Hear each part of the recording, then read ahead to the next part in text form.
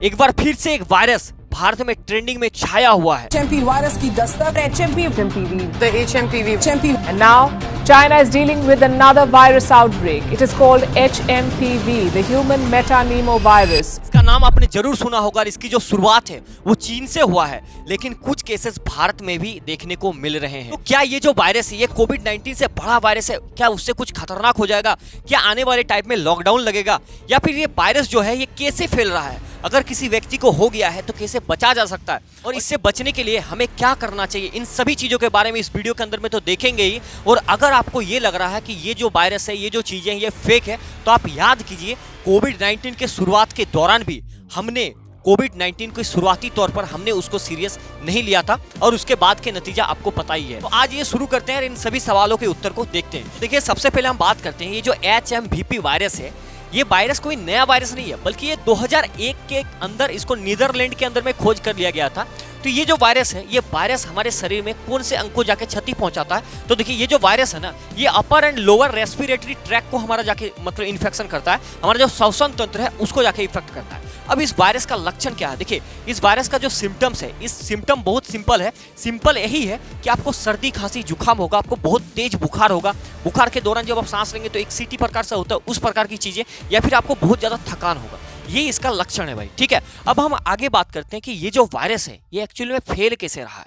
तो ये जो वायरस है ये फैल रहा है रेस्पिरेटरी ड्रॉपलेट के हिसाब से। ये क्या है? अगर कोई व्यक्ति है, अगर उसको ये वायरस हो चुका है, तो अगर वो कोई छींक मारता है, उसके संपर्क में उस ड्रॉपलेट को अगर कोई दूसरा व्यक्ति के संपर्क में आ जाता है तो उसको भी पक्का होगा, ठीक है। एक चीज है। दूसरा, ये डायरेक्ट किसी व्यक्ति के साथ डायरेक्ट वार्तालाप, या फिर कहा जा रहा है कि क्लोज इन्वायरमेंट, यानी कि जो स्कूल कॉलेज और बड़े बड़े ऐसे इवेंट हो गए जहां पर बहुत ज़्यादा लोग भीड़ में आते हैं, वहां से अगर चीज़ें हो रही है तो वहां से भी ये वायरस फैलने की चांसेस है भाई, ठीक है।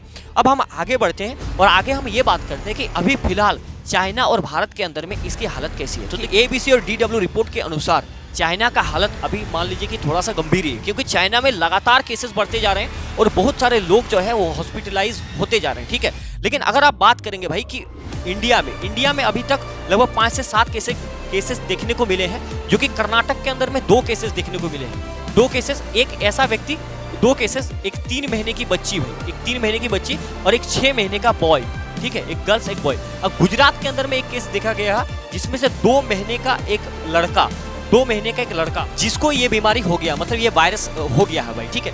ये जो लड़का उस हॉस्पिटल में था वो 24 दिसंबर से ही एडमिट था। उसके बाद जब इसका मतलब परीक्षण किया गया, उस पर टेस्ट करा गया, तब पता लगा कि उसको वायरस, मतलब ये वाला वायरस है, HMPV वायरस है।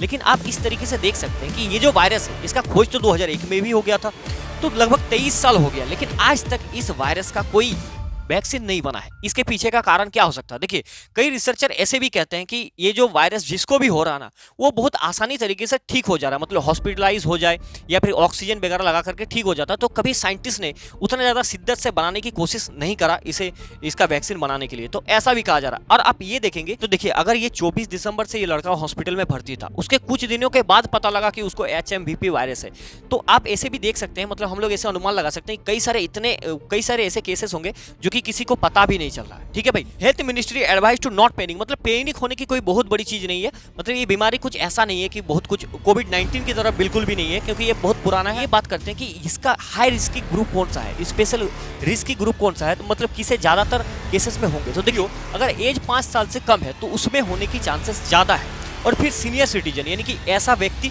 जो कि अपने बुढ़ापे पे एज में आ रहा है, उसको भी होने की चांसेस है। दूसरा ये है जिसका इम्यून सिस्टम, देखिए होने का तो किसी को भी हो सकता है, बड़ा छोटा, लेकिन खास करके अगर इम्यून सिस्टम जिसका कमजोर है, या तो ऐसे भी या किसी बीमारी की वजह से, तो उसको भी हो सकता है। और ऐसा कोई व्यक्ति जिसको लंग्स या फिर रेस्पिरेटरी डिजीज हो, यानी कि अगर उसका फेफड़े और सांस लेने में कोई तकलीफ होता है, तो उसको भी ये बीमारी घेर सकता है, उसकी चपेट में आ सकता है। लेकिन डरने वाली बात है नहीं, ठीक है।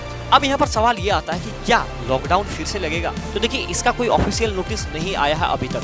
किसी कॉलेज, किसी इंस्टीट्यूट, किसी स्कूल ने, किसी कॉलेज ने कोई अपना ऑफिशियल नोटिस नहीं दिया कि इसी के वजह से हम बंद कर रहे हैं। तो जितने भी बोर्ड्स के बच्चे देख रहे हैं, शायद उनको लगता होगा कि फिर से हम फ्री पॉकेट में पास हो जाएंगे। तो ऐसा बिल्कुल भी नहीं, अपने तैयारी जारी रखो क्योंकि आपका एग्जाम बहुत सामने है, ठीक है भाई। तो ऐसी कोई चांसेस है नहीं।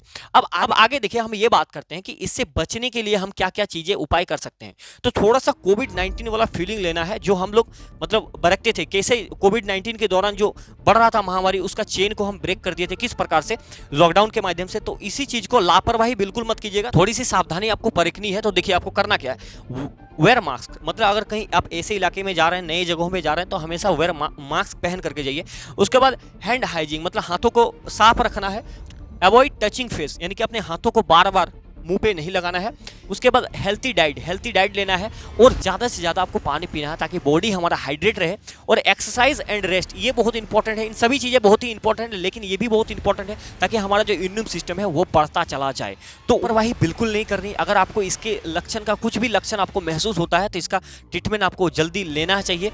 और उम्मीद कर रहे हैं इस वीडियो के माध्यम से मैंने आपको जो समझाने का कोशिश किया है वो आप समझ पाए होंगे। लेकिन इस वीडियो को अपने एक दोस्त के साथ जरूर शेयर करें ताकि उसको इस चीज़ के बारे में पता लग जाए। तो आज की सेशन को यहीं पर समाप्त करते हैं, मिलेंगे नेक्स्ट वीडियो के अंदर में। तब तक के लिए धन्यवाद, जय हिंद भाई।